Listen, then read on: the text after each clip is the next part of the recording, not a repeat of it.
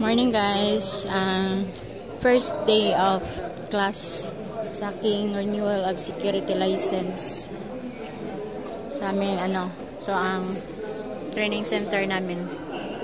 Pangalan ng training center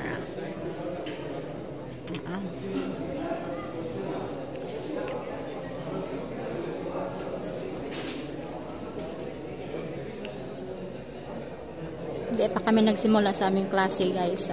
Start ng aming klase. Pa kami? Pila para bayad.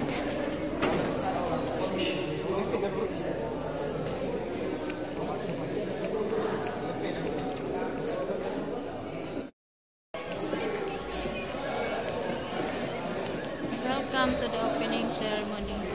Course class 52. Refresher training program.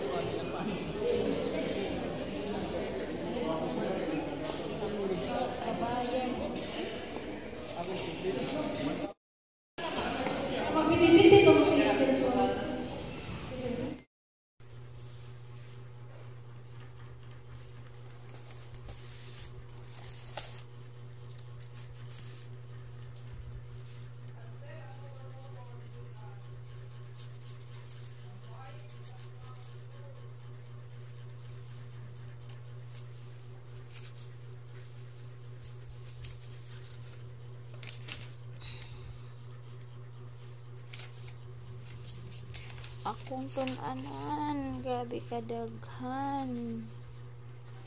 Tuon pa more.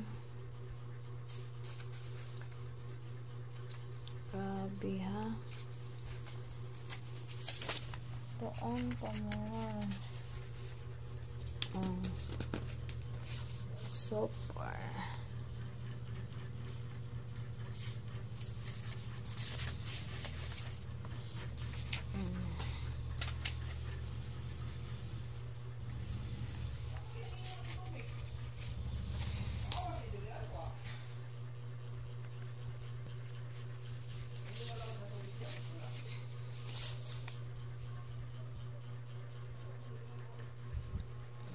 Pulis sa enhancement kani sa refresher training program ano siya renewal and apps.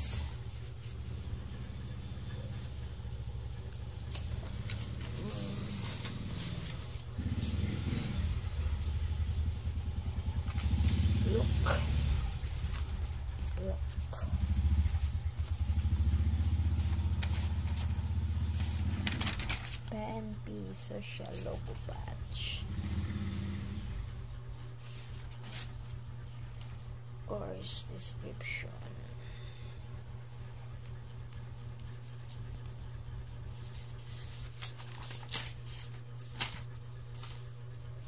Character development.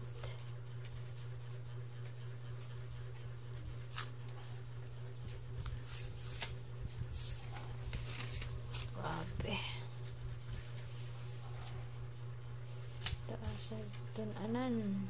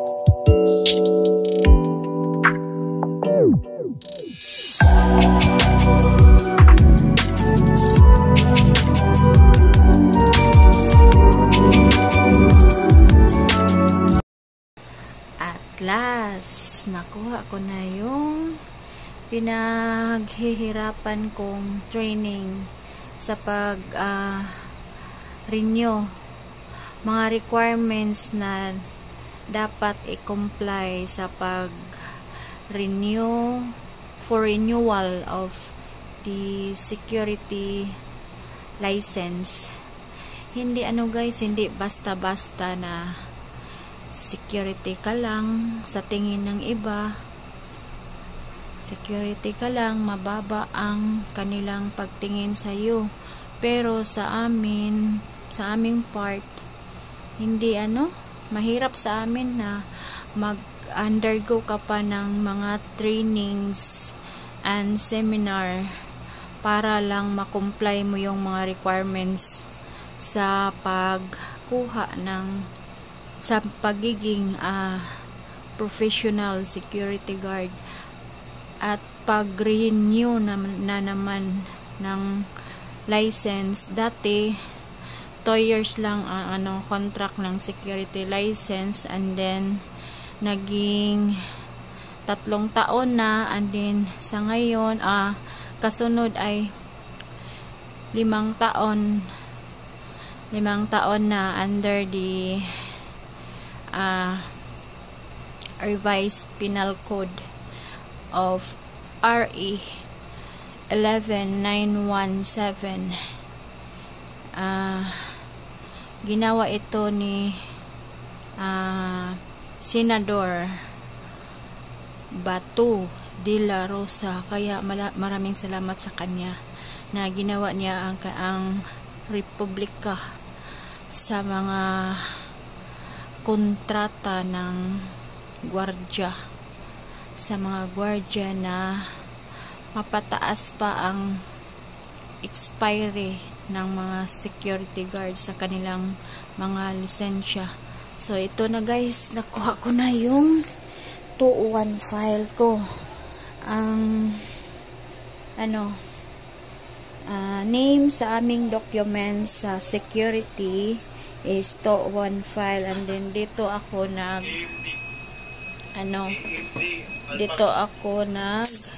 training dito sa R7 Private Security Training Center.